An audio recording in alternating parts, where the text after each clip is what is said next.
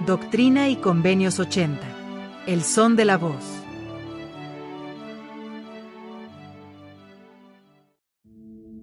Versículo 1. Ve entre los del mundo. David Abednar dijo: en la cultura de la Iglesia, con frecuencia hablamos de ser llamados a servir en cierto país como Argentina, Polonia, Corea o Estados Unidos, pero al misionero no se lo llama a un lugar. Más bien, se lo llama a prestar servicio.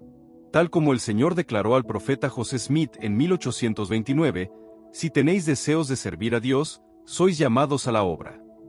Cada llamamiento y asignación, o posterior reasignación, es resultado de la revelación que se recibe mediante los siervos del Señor.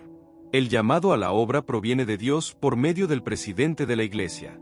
La sección 80 de Doctrina y Convenios es un registro del llamamiento misional que el profeta José Smith extendió a Stephen Burnett en 1832. Estudiar el llamamiento del hermano Burnett puede ayudarnos a 1. Comprender con más claridad la diferencia que existe entre ser llamado a la obra como misionero y asignado a trabajar en un lugar en particular, y 2.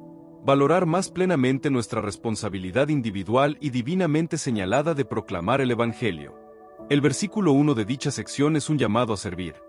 De cierto, así te dice el Señor, mi siervo Stephen Burnett: ve entre los del mundo y predica el Evangelio a toda criatura a quien llegue el son de tu voz.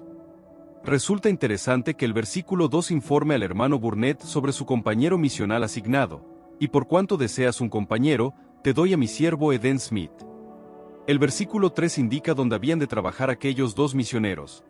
Por tanto, ir y predicad mi evangelio, bien sea al norte o al sur, al este o al oeste, no importa, porque no podréis errar.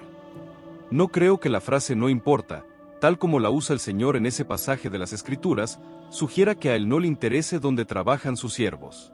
De hecho, a Él le interesa en extremo. Sin embargo, puesto que la obra de predicación del Evangelio es la obra del Señor, Él inspira, guía y dirige a sus siervos autorizados. Conforme los misioneros se esfuercen por ser instrumentos cada vez más dignos y capaces en sus manos, y de lo máximo para cumplir fielmente los deberes que ellos tienen, entonces con su ayuda, no pueden errar, donde quiera que sirvan. Tal vez una de las lecciones que el Salvador nos enseña en esta revelación, es que la asignación de trabajar en un lugar específico es esencial e importante, pero secundaria a un llamado a la obra. El siguiente versículo recalca importantes requisitos para todos los misioneros. Por consiguiente, declarad las cosas que habéis oído, y que ciertamente creéis, y sabéis que son verdaderas. El último versículo recuerda al hermano Burnett y a todos nosotros de quien proviene en verdad el llamado a servir. He aquí, esta es la voluntad del que os ha llamado, vuestro Redentor, sí, Jesucristo. Amén. Versículo 3. No podréis errar. David Abednar dijo: los miembros de la Iglesia tenemos la tendencia a recalcar tanto las maravillosas y dramáticas manifestaciones espirituales, que tal vez no apreciemos, y hasta pasemos por alto, el modelo común por medio del cual el Espíritu Santo lleva a cabo su obra. La misma sencillez de la manera de recibir impresiones espirituales pequeñas y graduales, que con el tiempo y en su totalidad constituyan la respuesta deseada, o la guía que necesitemos, tal vez nos haga traspasar lo señalado. He conversado con muchas personas que dudan de la fortaleza de su testimonio personal y subestiman su capacidad espiritual porque no reciben impresiones frecuentes, milagrosas, ni intensas. Quizás al considerar las experiencias que tuvo José en la arboleda sagrada, las de Saulo en el camino a Damasco y las de Alma Hijo, llegamos a pensar que algo está mal con nosotros, o nos falta, si no tenemos esos ejemplos conocidos y espiritualmente sorprendentes. Si ustedes han tenido pensamientos o dudas similares, sepan que es algo muy normal. Simplemente sigan adelante con obediencia y fe en el Salvador. Si lo hacen, no podrán errar. El presidente Joseph F. Smith aconsejó: muéstrenme santos de los últimos días que tienen que nutrirse con milagros, señales y visiones, a fin de conservarse firmes en la iglesia, y les mostraré miembros que no son rectos ante Dios y que andan por caminos resbaladizos. No es por manifestaciones milagrosas dadas a nosotros que seremos establecidos en la verdad, sino mediante la humildad y la fiel obediencia a los mandamientos y leyes de Dios. Otra experiencia común con la luz nos ayuda a aprender una verdad adicional sobre el modelo de revelación de línea por línea, precepto por precepto. A veces el sol se levanta en una mañana nublada o brumosa. Debido a la nubosidad, percibir la luz es más difícil, y no es posible determinar el momento preciso en el que el sol se levanta sobre el horizonte.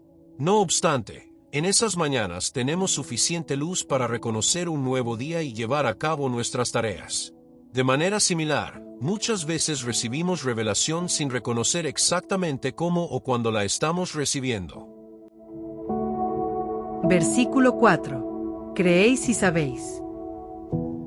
M. Russell Ballard dijo: el testimonio personal es el fundamento de nuestra fe.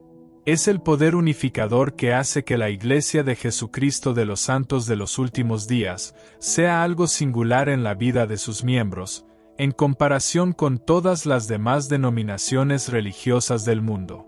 La doctrina de la restauración es gloriosa de por sí, pero lo que la hace poderosa y le da gran significado son los testimonios personales de los miembros de la Iglesia de todo el mundo que aceptan la restauración del Evangelio y se esfuerzan por vivir sus enseñanzas cada día. Un testimonio es un testigo o una confirmación de la verdad eterna grabado en el corazón y en el alma de las personas mediante el Espíritu Santo, cuyo ministerio principal es testificar de la verdad, en particular en lo relativo al Padre y al Hijo. Cuando una persona recibe un testimonio de la verdad a través de este proceso divinamente señalado, inmediatamente empieza a tener un efecto en la vida de esa persona. Según dijo Alma Hijo, empezará a hincharse en vuestro pecho, y al sentir esta sensación de crecimiento, empezaréis a decir dentro de vosotros: debe ser que esta es una semilla buena, o que la palabra es buena, porque empieza a ensanchar mi alma, sí, empieza a iluminar mi entendimiento, sí, empieza a ser deliciosa para mí. Creo que la lección es clara: el solo tener un testimonio no es suficiente. De hecho, cuando nuestra conversión ha sido sincera, no podemos refrenarnos de testificar. Y así como lo fue para los apóstoles y los miembros fieles de antaño, para nosotros es también nuestro privilegio, nuestro deber y nuestra solemne obligación declarar las cosas que sabemos que son verdaderas. Repito, tengan presente que nos referimos al compartir un verdadero testimonio, no simplemente a hablar de las cosas por las que estamos agradecidos. Si bien siempre es bueno expresar amor y gratitud, esas expresiones no constituyen la clase de testimonio que encenderá la llama de la creencia en los demás. El dar testimonio es dar testimonio por el poder del Espíritu Santo, hacer una declaración solemne de la verdad basada en el conocimiento o la creencia personal. La clara declaración de la verdad influye en las personas, eso es lo que cambia corazones, eso es lo que el Espíritu Santo puede confirmar en el corazón de los hijos de Dios.